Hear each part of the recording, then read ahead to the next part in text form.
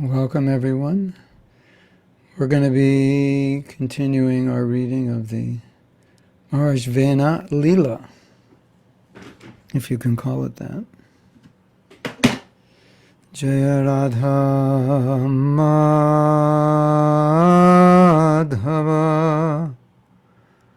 Kunja Bihari Jaya Radha Madhava Kunja Bihari Jai Gopi Jana Vallabha Girivaradhari Gopi Jana Vallabha Girivaradhari Jashodhanandana Braja Jana Ranjana Jashodhanandana Braja Jana Ranjana Jamuna Tira Panachari Jamuna Tira Panachari Jaya Radha Madhava Kunja Bihari Jaya Radha Madhava Kunja Bihari Jashodhanandana Braja Jana Ranjana Jashodhanandana Braja Jana Ranjana Jashodhanandana Braja Jana Ranjana Jashodhanandana Braja Jana Ranjana Jamuna Tira Vanachari Jamuna Tira Vanachari Jaya Radha Madhava Kunja Bihari Jaya Radha Madhava Kunja Bihari Shri Radha Madhava Ki Jai Grantaraj Srimad Bhagavatam Ki Jai Jai Go Premanandi Hari Hari Go Go Premanandi Hari Hari Go.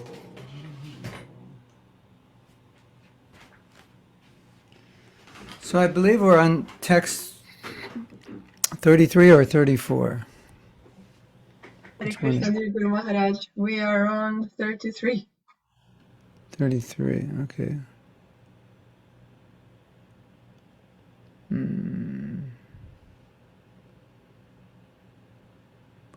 Text 33. Okay, give me a second to bring it up. 4:14:33. Srimad Bhagavatam. Om Namo Bhagavate Vasudevaya. Om Namo Bhagavate Vasudevaya. Om Namo Bhagavate Vasudevaya. So you may remember in last class we were discussing how our friend Maharaj Vena was very upset to get feedback from the Brahmins, and he was actually chastising the Brahmins for their audacity to correct him by telling them that he was the king, and the king is a representative of God. You can't hear me, right? No.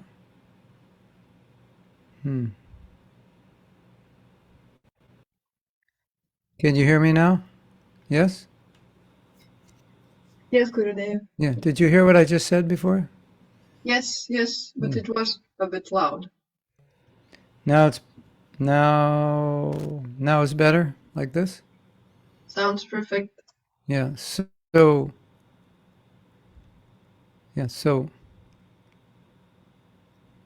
Vena Maharaj had lots of problems. He had problems with control, with anger, pride, which is not unusual. It just doesn't work when you're a king. So you may have so many problems. The problems tend to become more than your problems when you're in a position of leadership, because then it becomes other people's problems. So he's an ordinary conditioned soul, a little bit more worse than ordinary, but there are many people in his sampradaya. But when they become leaders, then it creates problems for others. And as we all know, that within Varnashram, the Brahmins are the advisors to the king, and so he's not taking advice from them. So he's really breaking the principles of Dharma. And dictatorship is okay if you're taking advice from Brahmins. So it's a monarchy, but it's not a dictatorship because you're taking guidance from Brahmins. So you can be one crazy person, but if you're humble enough and intelligent enough to take advice from Brahmins, and even though you're incompetent and crazy, you will do the right thing. That's how we feel also. We're not so competent, but if we follow the instructions of Shastra and Srila Prabhupada, we feel like we can be of use, even though otherwise we may not have the intelligence to properly act in every situation. So he was making a fatal mistake, which we as conditioned souls tend to make also, which is we give all authority to our minds, we give all authority to our own perception, and our own perception is just a fragmental, subjective perception of the world. And that's why we need to hear from Guru, Sadhu, and Shastra, because they don't have fragmental, subjective understandings. They have the 360 degree, not even 360 of this world, the 360 of the transcendental and material world view. So it's a safer position. I often sometimes say, I'm not intelligent enough to disobey Prabhupada. So what does that mean? It means that some people are so intelligent that they figured out how to to doubt Prabhupada. Well, Prabhupada says this, but Jiva Goswami says this, and this Shastra says this, so I think what Prabhupada said is wrong. I'm not that smart to figure that out. Hare Krishna. You know what I mean? And I pray also that you're not that smart. Unfortunately, there's a lot of people who are smart enough to doubt Prabhupada. Hare Krishna. So Vena is one of those smart guys who is smart enough to doubt the Brahmins. That's a fatal mistake. If you ever make that, then I could wish you the best of luck. I may never see you again, but that will be the beginning of the end. Okay, so that's where we left off. So this is text 33. Ko vanam parichakshita venamekam riter shubham prapta idrisham aishvaryam yad anugraha bhajanaha. Namam Vishnu Padaya Krishna Prishtaya Bhutale Shrimate Bhakti Vedanta Shami Iti Namane Namaste Saraswati Deve Gauravani Pracharine Nirvisesa Sanyavari Paschachita Satarine Mukam Karoti Vachalam Pangu Langayate Girim Yakrapatamaham Bande Si Guru Dinatarinam Bancha Kalpa Turubhyascha Kripa Sindhubhyeva Cha Patitanam Pavanebhyo Vaishnavebhyo Namo Namaha Sri Krishna Chaitanya Prabhu Nityananda Shri Advaita Gadadhar Shivasari Gaur Bhaktivinoda Hare Krishna Krishna Krishna Hare Hare Hare Rama Ram Ram Hare Hare. Translation. But for King Vena, who is simply inauspicious, who would blaspheme the Supreme Personality of Godhead, by whose mercy one is awarded all kinds of fortune and opulence? Well, those who are trying to compete with him, they would blaspheme, and that's what atheists do. One verse in Bhagavatam says, well, who would do it? Those who are eating meat, that's one category. They would do it. They've destroyed their ability to understand more subtle aspects of spiritual philosophy. And so their mind would turn, quote unquote, logically to atheism. And so basically atheists are blaspheming God all the time by denying his existence. If I denied that your mother exists, wouldn't that be blasphemy, don't you think? You have no mother, you just appeared, you're an orphan. That's blasphemy of your mother. And if I were to deny my mother, who gave me life, that would be insanity. So that's what this verse is saying. Maharaj Vena, everything he has, he's getting from Krishna, yet he's denying that Krishna even exists. Hare Krishna. Purport. When human society individually or collectively becomes godless and blasphemes the authority of the Supreme Personality of Godhead, it is certainly destined for ruination. Such a civilization invites all kinds of bad fortune due to not appreciating the mercy of the Lord. Well, you probably noticed a lot of bad things going on. Seem to be like an endless... And you ever have that feeling like things are just going to continually get worse and worse and worse despite all the attempts to make them better? The attempts seem to solve just a portion of the problem and often add a few new problems. I mean, when we complain about how things are, I mean, what can you expect? You're doing something wrong, don't expect it to go right. So from the top, things are being done wrong. We say that if you're dharmic, everything will be auspicious. So what does dharmic mean? Dharmic means to follow Shastra. Yashastra vidim utsrija. Vartate kamakarata. If you give up Shastra, you're whimsical. And you will not have siddhim, nor sukham, nor happiness, nor param gatim. This is the verse. You try to be adharmic and become successful, siddhi, sukham, happiness, and param, the supreme goal. The supreme goal would be like to be happy forever. It's impossible. So, it's an easy, the problems we face today, there's quite an easy explanation. Yashastra vidim. People have given up the injunction of Shastra. Maybe worse, people have the Shastra and they think they're following it and they're not. Yes, I'm reading Bhagavad Gita, I know all these things. Yeah, well, why don't you follow them? I am following. I'm a good father, I'm a good mother, I'm following, doing my duty. Right? It's like, that's not exactly what Krishna means. Not just doing your duty is good, but why are you doing it? We go to a temple, Janmastami. Fantastic. What about the other 364 days a year? We're working hard to support our family. So that very little understanding, or no understanding, or the wrong understanding. That's more unfortunate. You have the Shastra and you're like, GPS says go north, you go south. That's more stupid than going south with no GPS, right? At least you didn't know. You just couldn't figure it out. But the GPS said go north, you go south. That's bad. Hare Krishna. Okay, let's go to 34.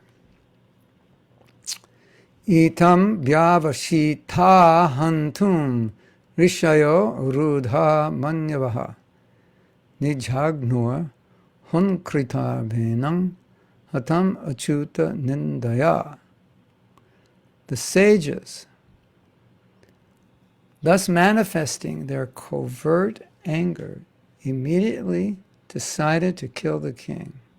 King Vena was already as good as dead due to his blasphemy against the Supreme Personality of Godhead. Thus, without using any weapons, the sages killed King Vena simply by high-sounding words. Wow, wouldn't that be dangerous if today Brahmins had that power? They don't like you and they chant a mantra and you're dead. Which is why these powers are not given to those who are not qualified. And, someone who's not well educated in Bhagavad philosophy would think, well, these are Brahmins and they just killed somebody. You're not supposed to kill. That's true. Shastra says you can kill a snake or a scorpion. So that's two entities you can kill. You can kill anyone who's attacking you with a weapon, like a mosquito or a red ant. I don't know if you want to kill them, but there's no karmic reaction. And you can, there are other reasons to kill, but in this case you can kill because unless this person is killed, numerous people will suffer. So to save the suffering of many others, we can sacrifice the life of one. And so the sages, basically they were saying, this guy is too much. We got to get rid of him, you know. So, you know, if these Brahmins were living today, they'd be quite busy in killing leaders. I don't know if we'd have any leaders left. They'd probably kill them all by now. Now we're having trials in America going, and the former president's like having to, all these people are testifying against him and so many things, and it's like, it's going on at great length and great expense. But in Vedic times, the Brahmins would decide it very quickly, and they would, you know, Brahmins were considered the authority, so whatever decision they made, because they were qualified, would be accepted. And if they were the judge, the jury, and the executioner, so be it. That's how it would work. So in this case, they're the judge, jury, and executioner all in a matter of, like, it doesn't seem like it. This is a short conversation they were having. You know, if we go back to when they started and read the verses, it's only been going on. They probably only had a 10-minute conversation, right? And then they made their decision. Vena, well, I think they already knew what Vena was, and because he was incorrigible, they saw, well, he's not going to change, so that solves the problem for us. We will just kill him. You know, we'll do a clean job with mantras, you know, no weapons required, and then solve that problem. And then, as we'll read, they churned his body and got some good things to come out of it. So that's kind of exciting. Hard to believe, but what do we know, right? How much do we know about the universe? Okay, 35. Rishibi swashrama padang kate putra kalevaram sunita palayam asa vidya yogena sochati. After all the sages returned to their respective hermitages, the mother of King Vena, Sunita, became very much aggrieved because of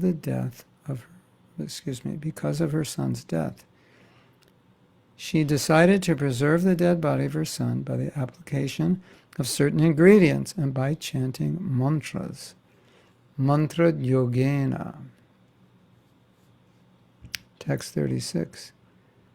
Ekada munayas tetu saraswat shilila plutaha hutvagning sat katash chakror upavishta saritate.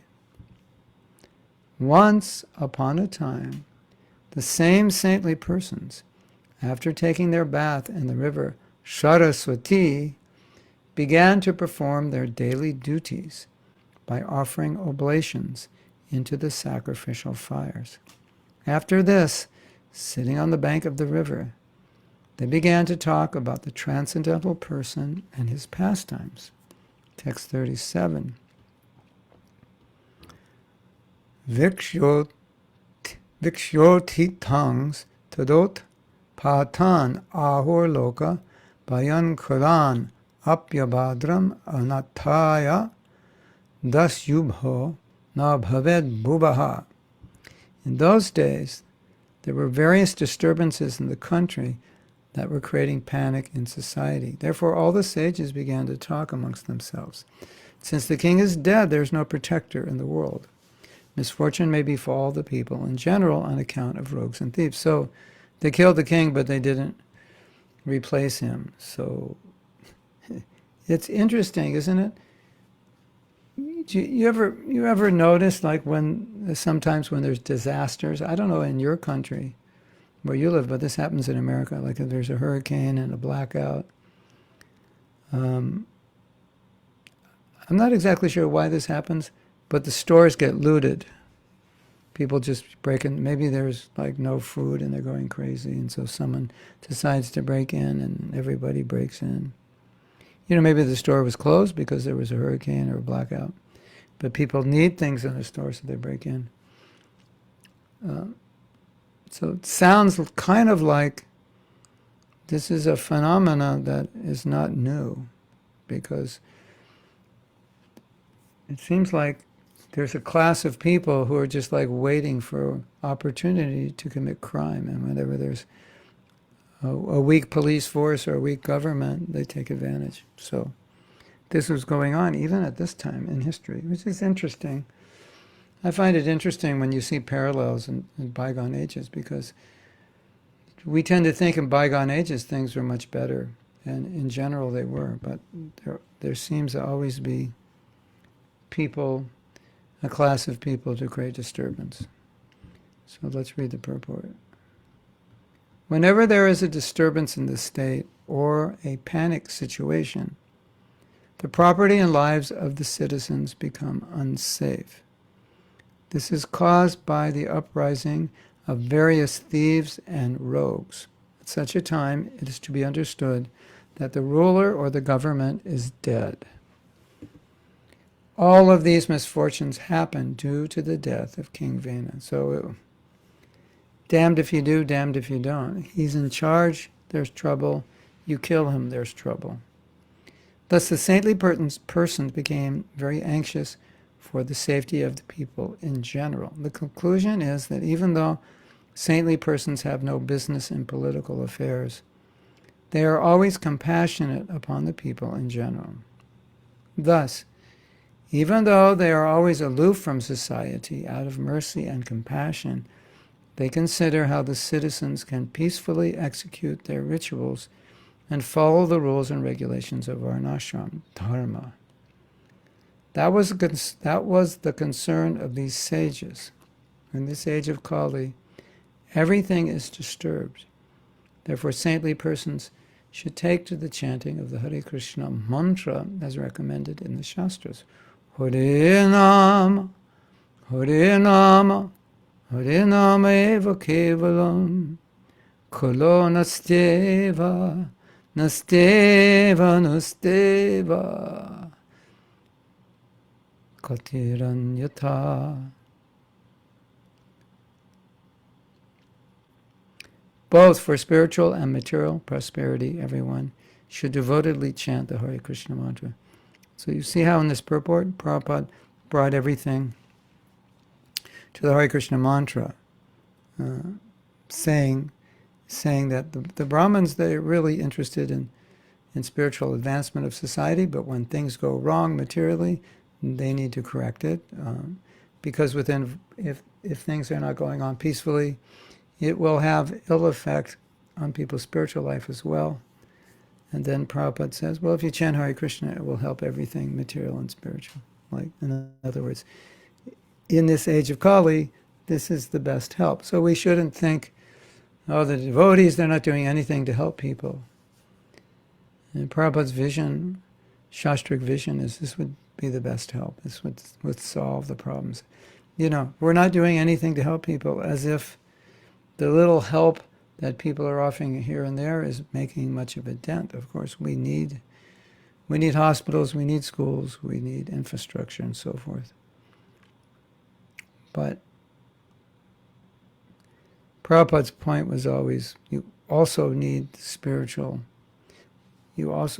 help people become spiritually purified, because the real cause of the problems is the consciousness, the low consciousness of people and the leaders. Let's go to text 38. Evam rishanta rishayo dvavatam sarvato disham pankshu samhutito bhurish chodanam apilumpatam. Translation. When the great sages were carrying on their discussion in this way, they saw a dust storm arising from all directions. This storm was caused by the running of thieves and rogues who were engaged in plundering the citizens. Wow, there's a lot of thieves and rogues. It's amazing, huh? Isn't it? Thieves and rogues simply await some political upset in order to take the opportunity to plunder the people in general. To keep thieves and rogues inactive in their profession, a strong government is always required. Text 39 and 40. Tarupadravam agyaya lokasya vasulum patham bharatyuparate tasmin anyodhyam chigam shatam chauraprayam janapadam hina sattvam arajakam lokam navarayan chakta apitadhosha darshinaha. Translation. Upon seeing the dust storm, the saintly persons could understand that there was a great deal of irregularities due to the death of King Vena. Without government, the state was devoid of law and order, and consequently, there was a great uprising of murderous thieves and rogues who were plundering the riches of the people in general. Although the great sages could subdue the disturbance by their powers, just as they could kill the king, they considered it improper on their part to do so. Thus, they did not attempt to stop the disturbance. Wow. Interesting, isn't it? They could have stopped it, and they didn't. Purport: the saintly persons and great sages killed King Vena out of emergency. But they did not choose to take part in the government in order to subdue the uprising of thieves and rogues, which took place after the death of King Vena, because it's not their duty. It's Brahman's duty. Kshatriya's duty. It is not the duty of Brahmanas and saintly persons to kill, although they may sometimes do so in the case of an emergency. They could kill all the thieves and rogues by the prowess of their mantras, but they thought it the duty of the Kshatriya kings to do so. Thus, they reluctantly did not take part in the killing business. Okay. Here we're learning something about Varnashram and the duties and the different orders, how they act. You can learn a lot about Varnashram from the stories of Bhagavatam if you pay attention. So here we're learning about the duties of Brahmins and Kshatriyas. And so what did Prabhupada say? He said, if there's an emergency, then the Brahmin can act, in this case, like a Kshatriya. And we learn that. We've already learned that from Prabhupada's books. It's in Bhagavatam also. During emergencies, sometimes Brahmins can earn their livelihood in different ways. But generally, the ways that the Bhagavatam allows them to earn their livelihood is only one, through teaching and yajna, but if there's emergency, they can do other ways. So this was obviously emergency. We've seen sometimes Prabhupada make a decision, and he would never make it again, and asked why. He said it was an emergency, but the decision would not be appropriate to make in general. So now we can understand now, if it's not appropriate for the Brahmins to solve this problem, and it's appropriate for the Kshatriyas, we could guess that they're going to do something to find another king. What do you think? Does that make sense? That would be logical, right? Because they're not going to sit back and watch it. Because they're Brahmins, and so they're concerned about the welfare of people. So they're not going to say, well, tough luck, we're going to our cave, we got our pakoras and halava, we're good, and hope you guys work it out. No, they won't do that. If you look at Prabhupada in his mission, he never did that.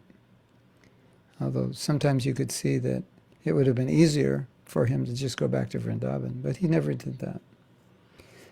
Because the devotees, they're concerned about people. They can't turn their back on people.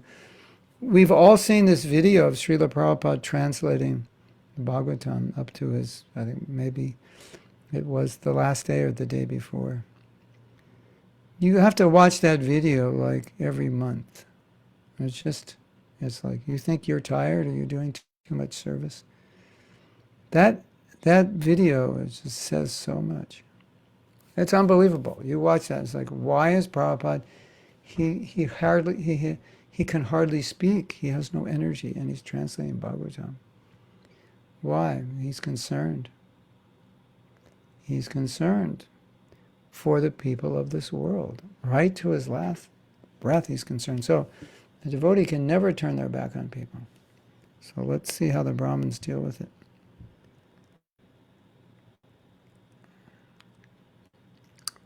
This is text 41. Brahmana samadrikshanto dinanam samupekshakaha shavate brahmatasyapi binabandat payoyata. The great sages began to think that although a Brahmin is peaceful and impartial because he's equal to everyone, it is still not his duty to neglect poor humans. By such neglect, a Brahmin's spiritual power diminishes, just as water kept in a cracked pot leaks out. So here's an important point. If you're a Brahmin or you're acting like a Brahmin, which hopefully is all of us, it's our duty to give what we've been given. And if we don't give what we've been given, then Shastra says we'll have no realization. We will lose that knowledge, at least maybe theoretically you'll have it, but you will lose it spiritually. You will lose the realization. So it's our duty to give what we've been given. And so this verse is saying that a Brahmin will lose his power if he's not compassionate. So it's the same idea, just a specific aspect of it. If you're given this gift, you have to share it. If you don't share it, which means you don't care, you lose your spiritual power. And that also explains why when you see devotees who are spreading Krishna consciousness, they experience a lot of power. And they're very happy, they're very energetic. That's what happens. Because that's Brahminical. Because we're Brahmins, that's what we're supposed to do. If we don't do that, we dry up. If we're not teaching or worshiping deities or in some way supporting the preaching, then why occupy, 6 feet of airspace in the world? What are you offering it? You're just using up some oxygen and some food. So, if you're going to use up oxygen and food, at least give it back, right? In the term of help, in the form of helping other people. Yeah, let's read the purport. Brahmins, the topmost section of human society, are mostly devotees.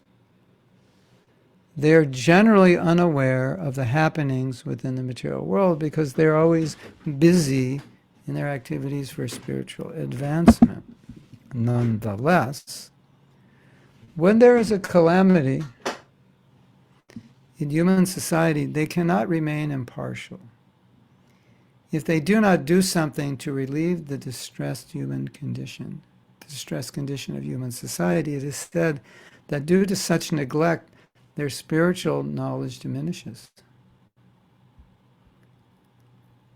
Almost all the sages go to the Himalayas for their personal benefit. But Prahlad Maharaj said that he did not want liberation alone. He decided to wait until he was able to deliver all fallen souls of the world. In other words, Prahlad Maharaj said to the Lord, I don't want to go back to Godhead unless I can bring everyone with me. So you've heard me say that before. Don't go back to Godhead alone. Bring as many people with you as possible. So this idea comes from the reality that many sages are only interested in their own liberation. Like, let the world go to hell, as long as I go to heaven, everything is good. So Prabhupada has talked about that in the Bhagavatam. He's condemned that idea, and he said, that is not at all the idea of a Vaishnava. A Vaishnava will, as we've seen in Prahlad Maharaj, and we've seen in Vasudeva Datta, who he was an incarnation of, I believe, that their greatest happiness is to see others go back to Godhead, even at their own expense, even if they have to take some karma.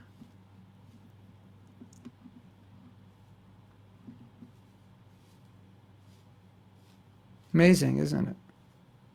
Unbelievable. Anyway, so Prabhupada trained us this way.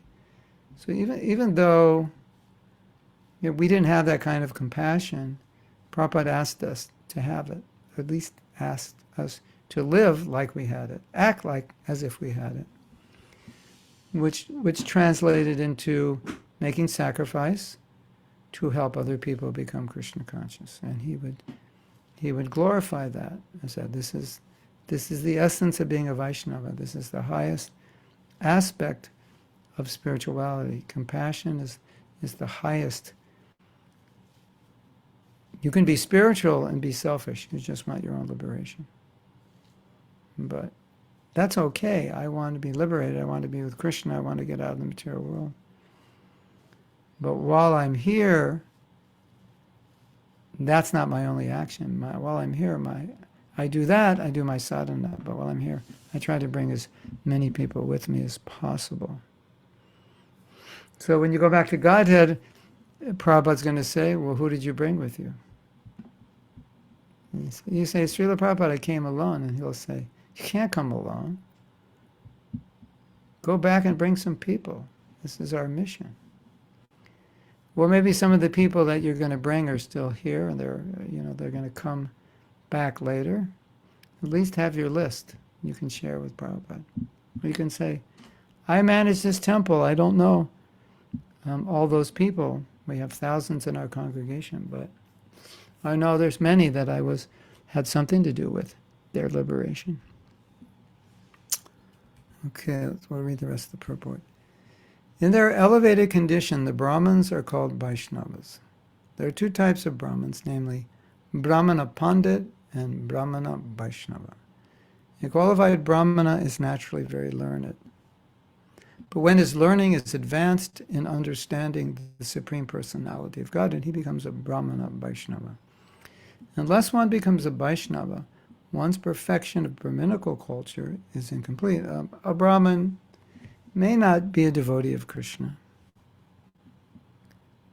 He may not be a Vaishnava, so his Brahmanism is not complete.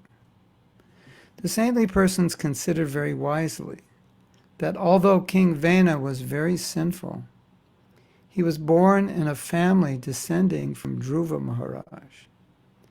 Therefore, the semen in the family must be protected by the Supreme Personality of Godhead, Keshava. As such, the sages wanted to take some steps to relieve the situation. For want of a king, everything was being disturbed and turned topsy-turvy. So what Prabhupada's saying in the purport, he's introducing what's going to happen. That even though Vena was demoniac, he descended in a line of saintly kings. And so there was somewhere in that body was some good Shakti, and they wanted to extract that. That's that's what Prabhupada is saying. He's alluding to what is going to happen now. So this is text 42. Nangasya vamso rajarsher esha samstatum arhati amoga virya hi nripa vangshesmin keshavashrayaha.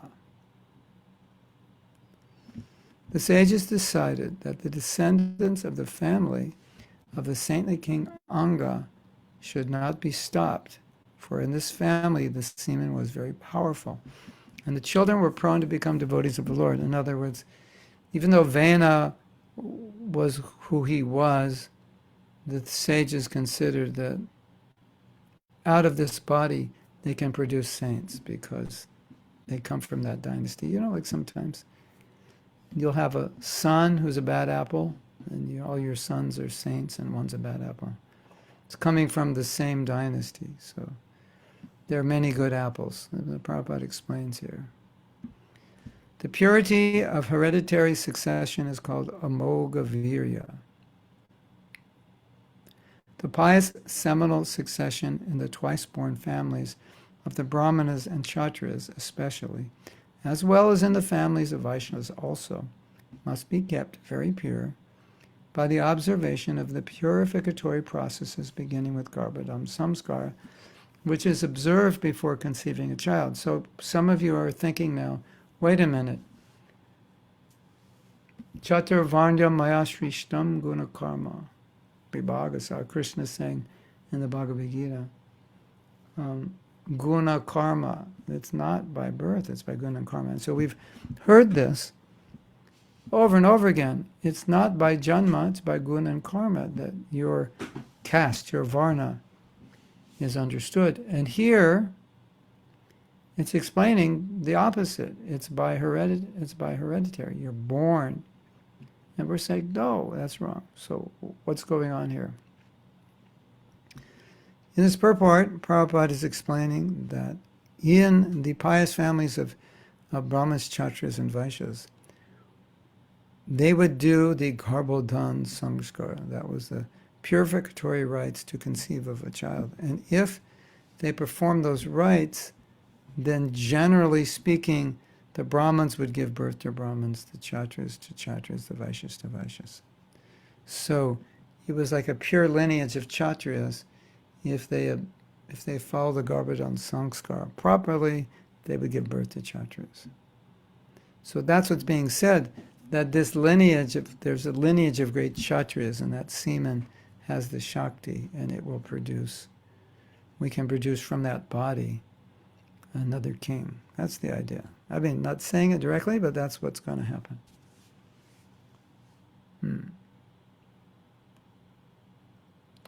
Unless this purificatory process is strictly observed, especially by the Brahmins, the family descendants become impure and gradually sinful activities become visible in the family. Maharaj Anga was very pure because of the purification of semen in the family of Maharaj Dhruva. However, his semen became contaminated in association with his wife, Sunita, who happened to be the daughter of death personified. So just a warning, if you're looking for a wife, probably you don't want to marry the daughter of death personified. Find somebody else. Because of this polluted semen, King Vena was produced. And anyway, it's interesting, you know. Like, it's not just you that's conceiving, it's you and your wife. So, the more Brahminical you are, both of you are, the better. This was a catastrophe in the family of Dhruva Maharaj. All the saintly persons and sages considered this point, and they decided to take action in this matter as described in the following verses. So this makes more sense now, because they're saying the fault was on the mother's side, so that lineage and semen is pure. Even though Vena took birth in their family, that lineage on the side of his father, what was his father? Is that Angira? Was that his father? Anga, excuse me. On the side of Anga, it's still pure. So they're going to churn the body of Vena because that purity is still there, and they're going to get something out of it. Stay tuned to see what comes out of the body of Vena Maharaj. Text 43. Vinishchityaivam rishayo vipannasya mahipate mamantur urum tarasa tatrasid buhuka naraha. Okay, fasten your seatbelt, Gaurapriya. We're gonna read some statements that on the surface are not going to appear politically correct. Well, I will give that warning to all of you. After making a decision, the saintly persons and sages churned the thighs of the dead body of King Vena with great force and according to a specific method. As a result of this churning, A dwarf-like person was born from King Vena's body. I don't know what it means to churn. If they, anyway, they, somehow or other, they churned it so a person actually came out of their thighs. Wow. You believe it? That a person was born by the churning of the thighs of King Vena proves that the spirit soul is individual and separate from the body. In other words, they churned that body to to make another body, but a soul had to enter that body. The great sages and saintly persons could beget another person from the body of the dead King Vena, but it was not possible for them to bring King Vena back to life. King Vena was gone, and certainly he had taken another body. The saintly persons and sages were concerned with the body of Vena because it was a result of the seminal succession in the family of Maharaj Dhruva. Consequently, the ingredients by which another body could be produced were there in the body of King Vena. By a certain process, when the thighs of the dead body were churned, another body came out. Although dead, the body of King Vena was preserved by drugs and mantras chanted by King Vena's mother. In this way, the ingredients for the production of another body were there. When the body of the person named Bahuka came out of the dead body of King Vena, it was not really very astonishing. It was simply a question of knowing how to do it. So Prabhupada's saying, you can believe this. It's not a big deal. It happens every day. And the Brahmins do this all the time. It's kind of like a surgery, which we may think is incredible, and the doctor's saying, no, we do them every day. No problem. From the semen of one body, another body is produced, and the life system. Symptoms are visible due to the souls taking shelter of the body. One should not think that it was impossible for another body to come out of the dead body of Maharaj Vena. In other words, the ingredients of the body were there. This was performed by the skillful actions of the sages. So, what did you describe? A midget came out, or a short man? His name was Bahuka. A dwarf-like person. And Bahuka, I believe, could be the race, or his name was Bahuka, but we'll learn more about him in a moment. This is text 44. Kaka Krishno Tirasvango Rasva Bahur Mahahanu Rasva Pan Nimno Nasagro Raktak Shashtamra Mordhaja. So what does Nasagro mean? Anyway, you're going to see what it means soon. Translation.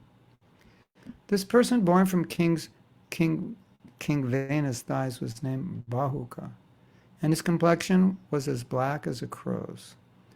All the limbs of his body were very short. His arms and legs were short, and his jaws were large. His nose was flat, his eyes were reddish, and his hair copper-colored. Text 45. Tam tu te vanatam dinang king koro miti vadinam nishiditya bruvang tata sa nishadas titobhavet. Nishadas means, his name is Bahuka, and Nishadas is the race. He was very submissive and meek, and immediately after his birth he bowed down and inquired, Sirs, what shall I do? The great sages replied, please sit down, Nishida. Thus Nishida, the father of the Nishada race, was born.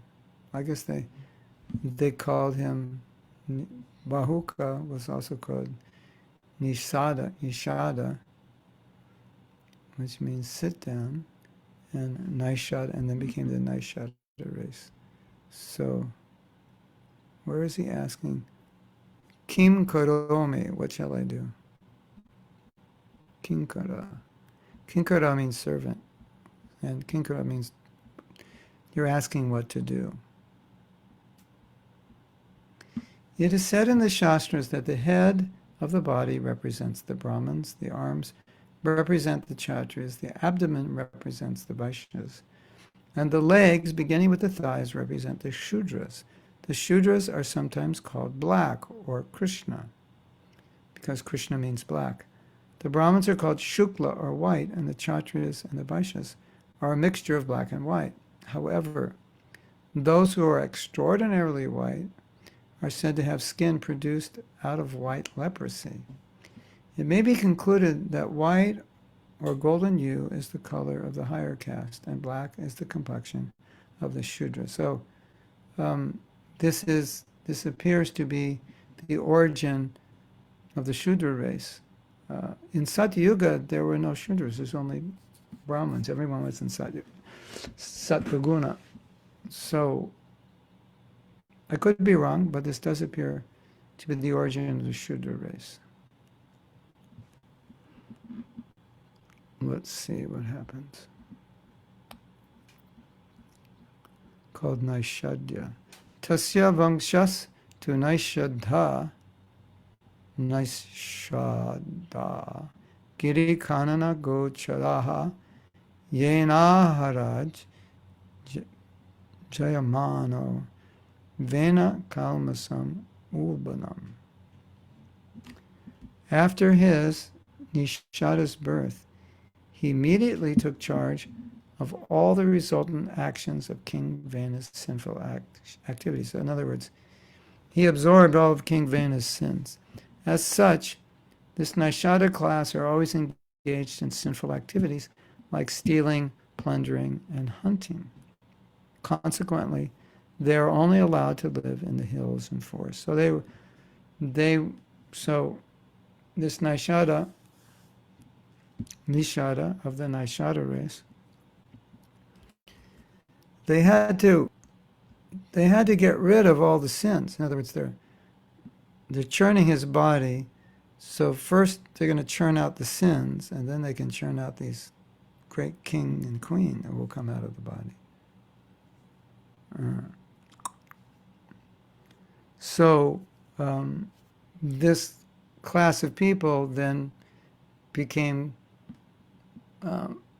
imbibed all the sins, and they were forced to live in not in the cities. They were forced to live away from people, so they wouldn't cause any trouble to people because of their sinful nature. So they lived in forests.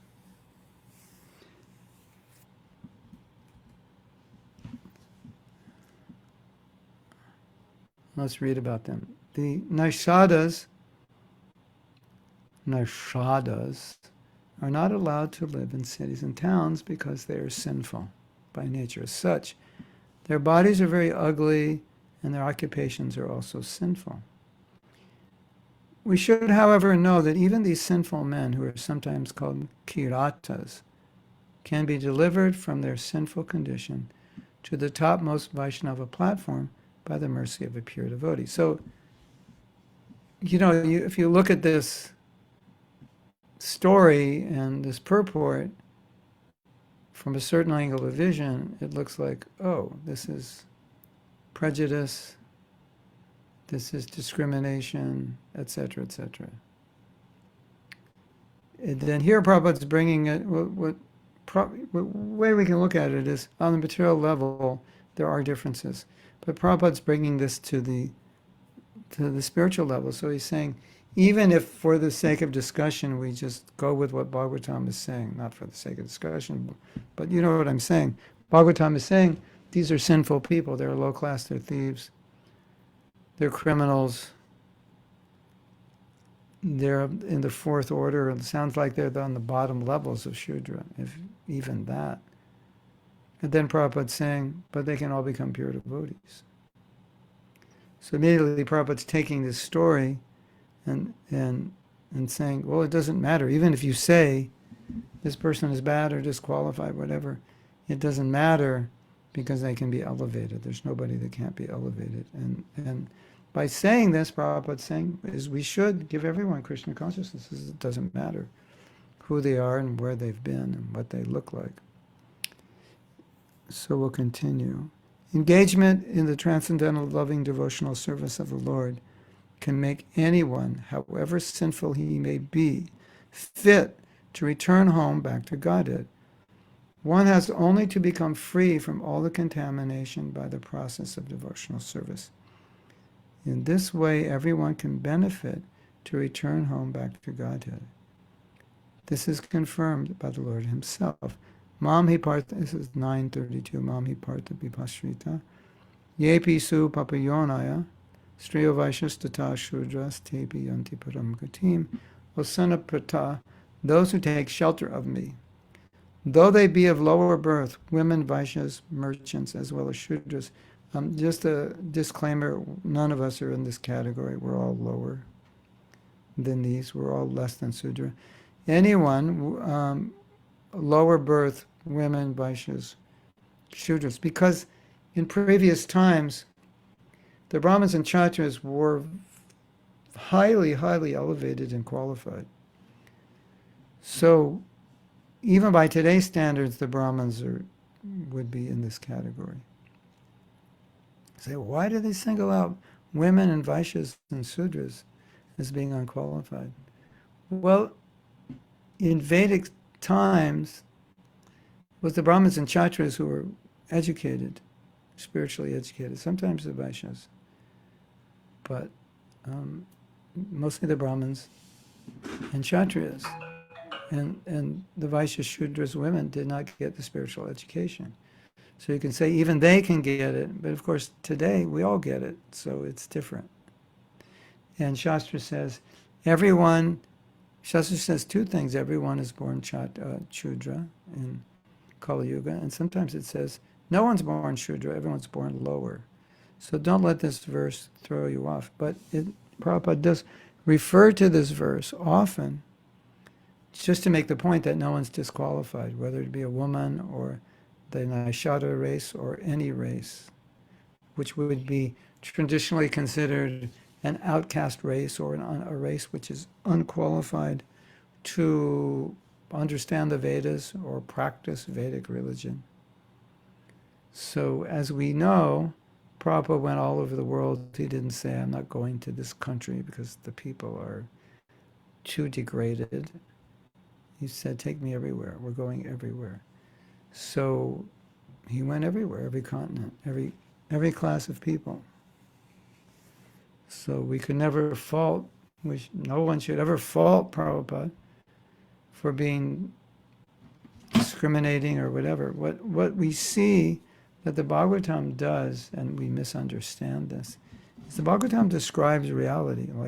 Like you're a thief. So I say, Tanya's a thief. How could you call me a thief? Well, you just robbed the bank yesterday. It's not like I'm criticizing or anything. It's like you're a thief, and so I'm not bringing any money to Croatia with me because, you'll go through my bag and steal it.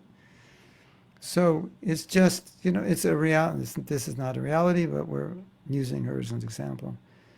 If this were the reality, I would just be stating it, that's all. Say, but even thieves can become devotees. Let's go to this country of Croatia. They're all thieves.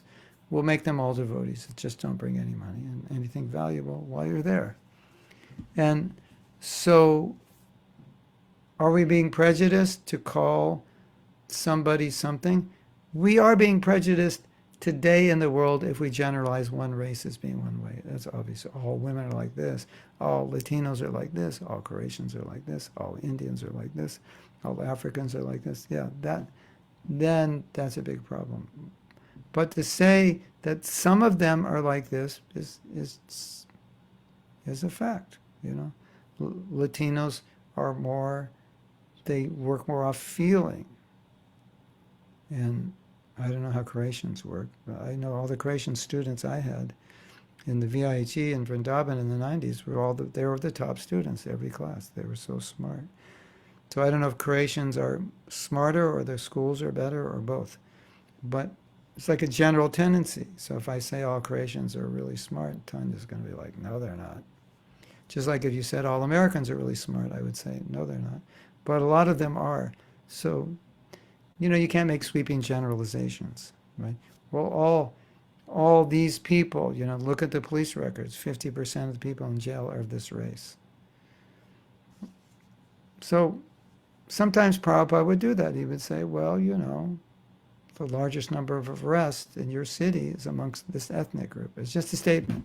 It's not a statement of, I like them, I don't like them, or anything. And then at the next minute, Prabhupada would say, let's figure out how to give them Krishna consciousness. He never allowed those generalizations, wherever they came from, either Shastra or elsewhere, to say they're not qualified. He never did that.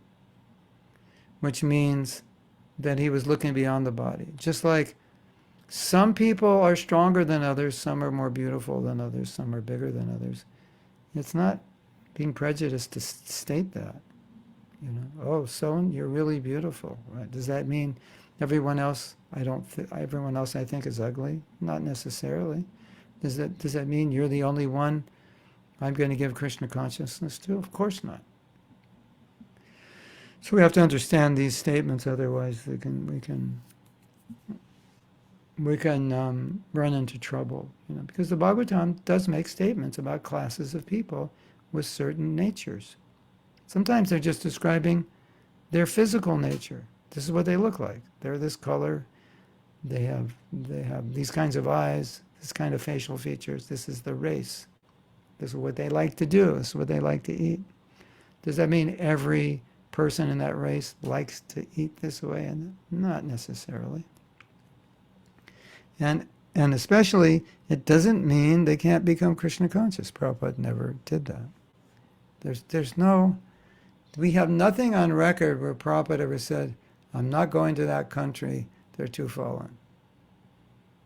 Or he went to the country, he looked at the people and said, no, I don't think so. We'll just have programs for devotees. So Prabhupada had faith that the holy name can purify anybody. And he tried to give Krishna consciousness to everybody. Now, if people didn't take it, or they came to the temple and they stole everything, he might say, yeah, well, people in this country are thieves.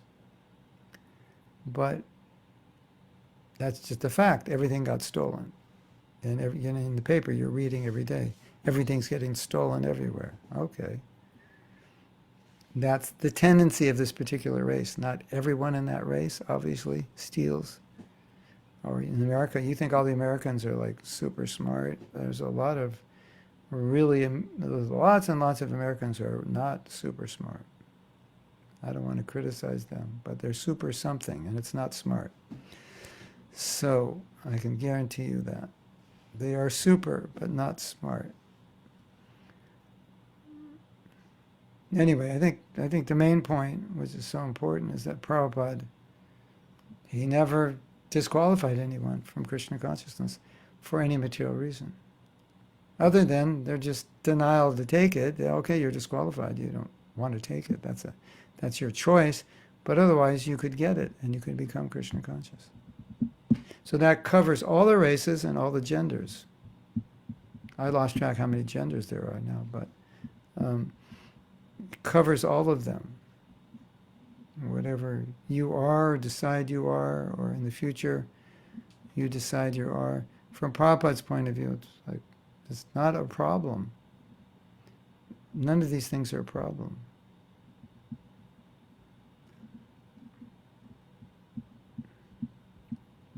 So that's important. And if anyone has a doubt and thinks, well, what Prabhupada said is maybe it seems to be a prejudicial statement, we have to explain, no. He's just describing material reality, but he's not discriminating because of that. Tanya's rich. That's just a statement. Or Tanya's poor. It's just a statement. It's not a judgment. Right? Now, I may hate rich people, or I may hate poor people, but that's my fault. It has nothing to do with who she is. Right? It's just a statement. She's rich, she's poor. She's whatever. Right? So we can take questions if there are any. I have to go all the way to the top and go through all the verses to find the questions. Unless you know where they are, Tanya, and you can just... There's one at the end, and there's a comment from Kamal also. There's only one at the end. There's a question from Vrindavaneshwari, and then there's a comment from Kamal. That's all there is? Those two? Oh, Kamal is saying, Nishad's helped King Ram to cross the Ganga River. Ayodhya Kanga. All right. Yeah, proving anyone can do devotional service. So, Vrindavaneshwari has a question. I tried to preach for many years and give the gift I receive, but with no result. People don't take it. So I have become tired and feel useless. Maybe I am not qualified to help others. So should I give it up in the attempt if I don't see any result? No, I would say you should learn from successful preachers how to do it. And you should pray to Krishna to send you people who are qualified, or maybe move to another country. I don't know. Maybe you're in a place where it's all people of one religion who, if you try to preach to them, they don't want to hear. That could be. Did I tell you this story yesterday? I don't think I told you the story, not yesterday. On Monday. Maybe I told you. There was a program, there was a program in the UK during Prabhupada's time, early on. And they got a big hall. No. Yeah, it must have been right at the end of Prabhupada's Leela. Or I'm assuming Prabhupada was there anyway. Yeah, as I was told, Prabhupada was there. And they got this big hall, 500 seats or whatever. And guess how many people came? Less than you have Conway Hall, I'm not sure. Less than the number of fingers you have on your right hand. That's how many people came. 3. 3 people came to that program. So thinking, okay, this is total failure. One of those persons was Shruti Dharma. Shruti Dharma ended up being the temple president of Bhaktivedanta Manor for, the last 20, 25 years. His final service before he went back to Godhead was to build this very expensive, what do they call it? Kaveli or something. And it's like a big hall. And then another one is Atmedi Vedana Swami, who is living in England now as a sannyasi. Well, he travels. And he's also a guru. And there was another devotee there. I think his name's Pranabandhu. And he's been serving at the manor. He's been serving in the UK anyway for the last 45 years. Those were the only three people that showed up, and that's where they ended up. So sometimes you don't know. Be sincere and learn from the preachers who are having success. Discuss your strategies, and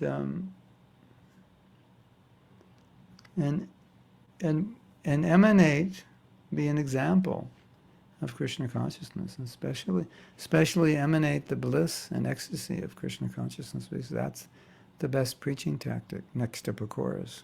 Pakoras are probably better, or they work together. Big smiles and lots of pakoras. Okay. Hemant has a question. In this story, calamity is material one. Does this mean in case of material calamity also devotees help society materially also? They can, especially if people have no help and society falls apart and we're able to help, yeah. Do you know the story, Hemant? The devotees were building the canopy for the Rath Yatra. And next door to where they were building it, maybe it was next door to the temple, there was a fire, and people had to jump out of the building, and there was no way to get out. And so the devotees came out with the canopy, and so people jumped down onto the canopy, and they saved all these people, and it was in the paper, and Prabhupada he used to say how happy he was that the devotees did that, and that the public was able to learn that we did that. So,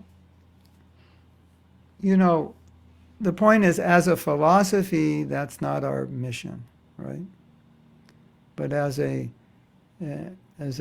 emergency, yes, then we're not callous to people suffering. And if we're in a situation where we can help people and people are dying or could die, yeah, of course, we would do that. We wouldn't stop distributing books to do that or shut down our temples and open soup kitchens.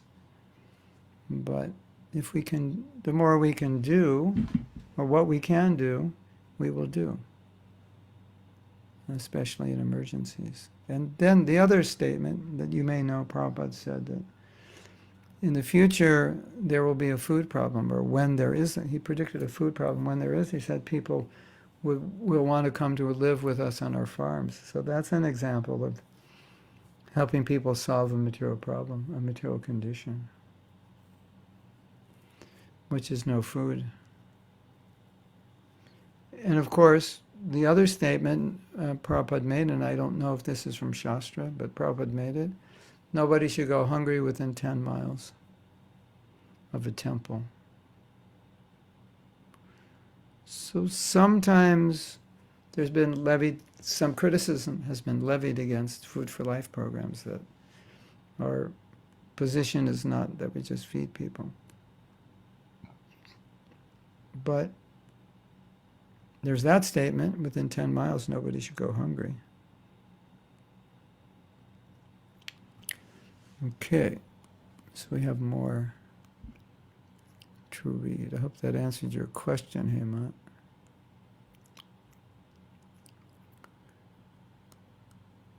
So, Gaurapree says, I'm sometimes afraid of new people reading Srimad Bhagavatam because of the language used, which is sometimes somewhat strong. Many people are traumatized with religions with the language of sin, abominable, fallen, sinful, etc. And sometimes this language is found in these stories, and that produces great rejection.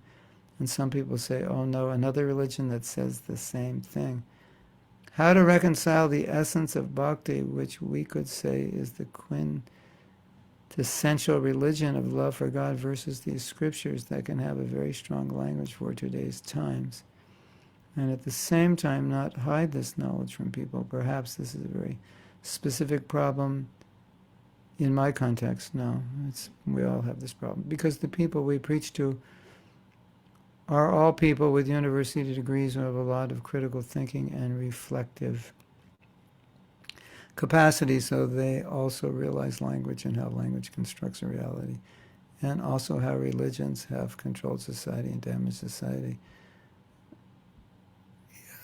Gaurapriya, if someone says, I don't believe in God, you know what I say? I say, I also don't believe in the God that you don't believe in. I say, I believe in God, but I don't believe in the God that you don't believe in. So in other words, how you use the word and how I use the word are different. How I conceptualize this word. So I think that's one point, that when you're in some, like if you come to East Los Angeles, right? And you ask somebody, is there a vegetarian restaurant here? They'll say, yeah, it's right down there. It's really bad. But really bad means good. In East LA, really, yeah, man, it's really bad. You should go there. It's like, why should I go there if it's bad? No, bad means good. But if you didn't know that, you'd be confused. Did you know that, El Tigre Chino? That with the Chicanos in Los Angeles, bad means good? Yeah, man, it's really bad. Did you know that? Yeah, so he didn't know it. So if he goes there, we have to explain that to him. That's not what the word means. So partial explanation will be semantics. A partial explanation will be context. And a more fundamental explanation is that what I would try to do is say, these concepts that you have of Christianity or Catholicism, please don't place them on this, because this is different. It's a different religion. The words have different connotations. The concepts have different connotations. And then you would have to explain that to people. Like what I explained. We'd say, well, what about the caste system? Well, isn't there hierarchy in nature? Aren't some plants bigger or stronger than others? Aren't some animals stronger and survive? Aren't, elephants stronger than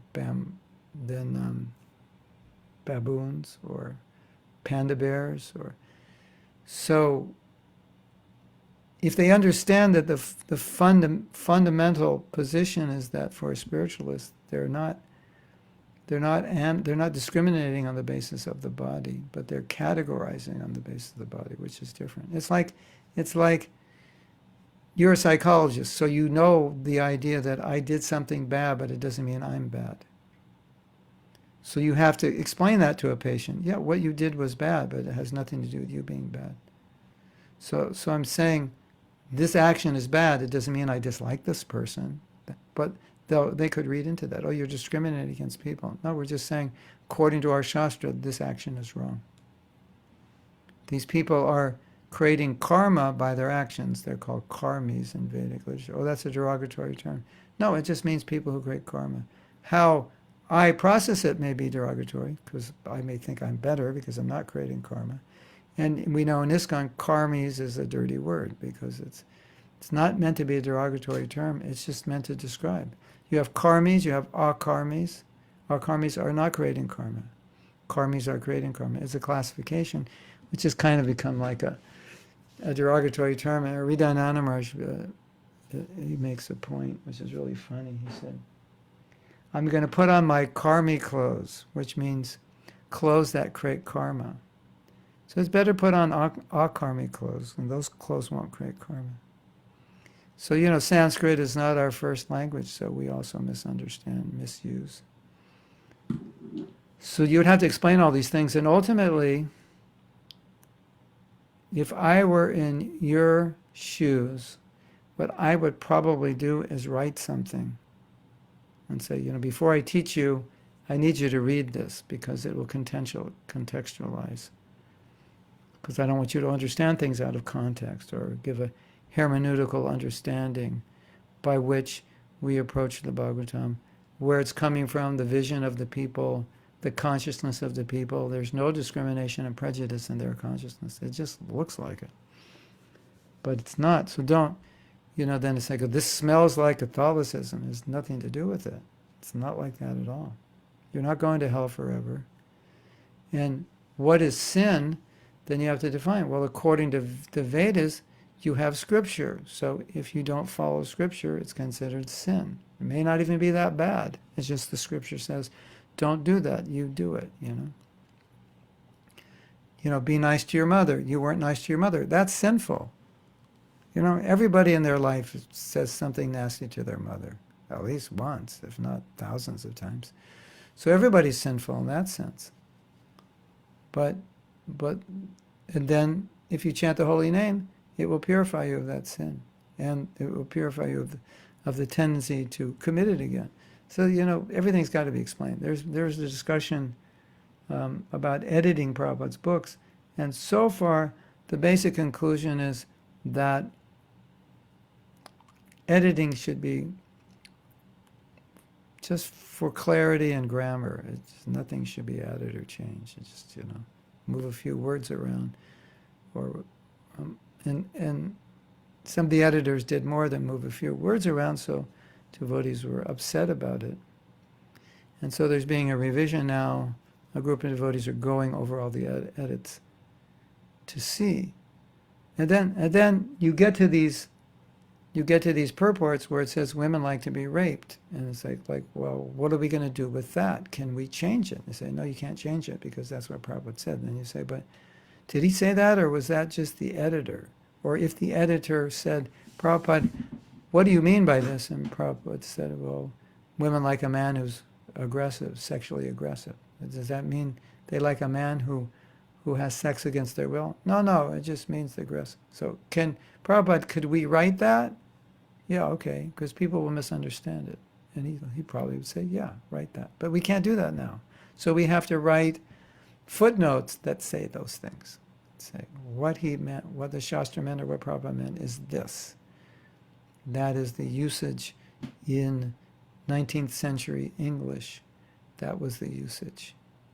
Something like that. So that's been a discussion, that they would be footnotes to these women are less intelligent. What does that mean? Why did the Shastras say these things? So it would be explained. So what you might want to do is do your research. And then here's a list of things that are going to confuse you. This is what it means. So that when they come across it, they're okay with it.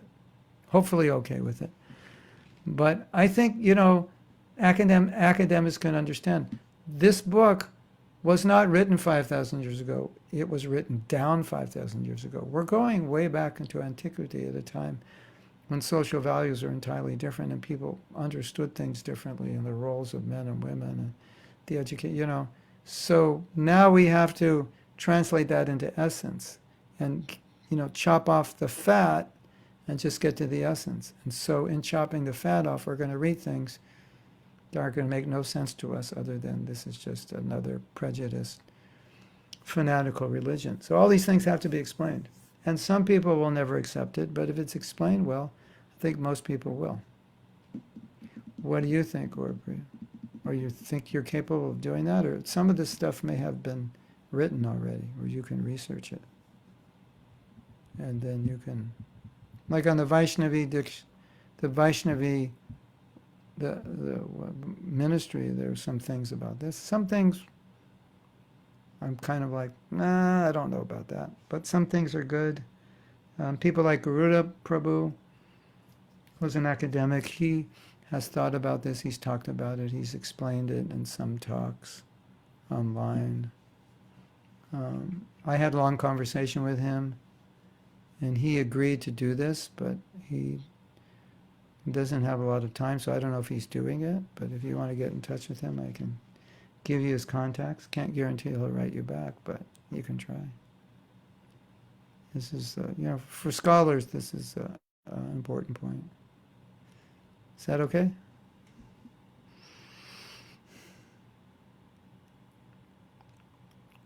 Good question.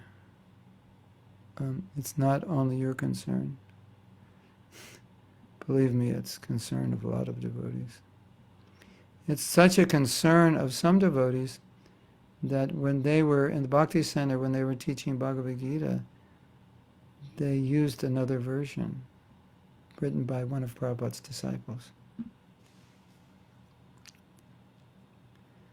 Because for the first level, they didn't want people to read anything about women, because they didn't think, for some women, that would be it. It's just like a deal breaker. You could try to explain it, but like that's it, Trauma, if someone is, I don't want to call it trauma, but I don't have a better word right now, but if someone is traumatized by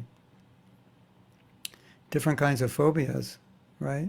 Misogyny, then when they read that, it's like, that's it, it's a deal breaker.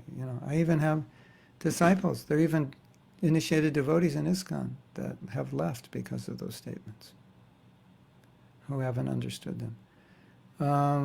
Mayurash, what is your greatest motivation to get up early and chant your rounds? 2 things. Have a lot of work. Have so much work that you have no time to finish it, and you'll get up early without an alarm clock. That's my life story. Sometimes I'm so tired.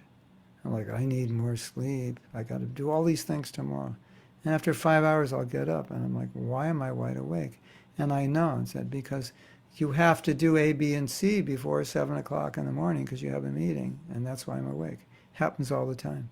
It happened, not last night, the night before it happened. Because I was leaving and I wasn't packed, and I had to do other things besides pack. And so after I was exhausted, I was like, I didn't even know what city I was in. And so tired. And I got up in 5 hours, and then I just packed. Like 3 or 4 in the morning, I was packing. And then doing some other things. The other motive is, Prabhupada told me to do it. That's my greatest motive, to do anything, is that Prabhupada wants it. I just do it. That's it. If you can connect deeply enough to this one point, that Prabhupada wants you to do it, or your guru asks you to do it, and make a connection in your mind that I don't even want to do a million things, but I do this because my guru asked me. If you have that much dedication to that order, then you could, there's so many things that I can honestly tell you that I do or don't do only because Prabhupada said don't do it. And if he said it's okay to do it, I probably would have done it because I want to do it. And sometimes we say, Prabhupada's so strict, he's so heavy. And because Prabhupada knew, unless he just made the demarcation, we'd go off into the gray zone and, kind of do all these things if he'd let us. Well, if you can't chant 16 rounds, at least chant 4. It's okay. Then everybody's chanting 4 rounds now. If there's 4 principles, but, who can really follow all 4 all the time? So, at least you're following 3 every day, whatever 3 they are, it's okay. 3.266 or something. Then you'll be fine, You can choose which one you want to, compromise on every day. Say, forget it. But Prabhupada said, do this. It's impossible. I don't know how to do it. He said, do it. Somehow or other I can do it. El Tigro Chino, also known as Gopinath Das, says, we're all karmis at the end unless we are first-class devotees. Yeah, basically. Vidana Maharaj has a lot of educative articles in his website, yeah. Yeah, so he's dealing with the academics. Okay. So, fantastic. The questions have ended. Right on time. Hare Krishna.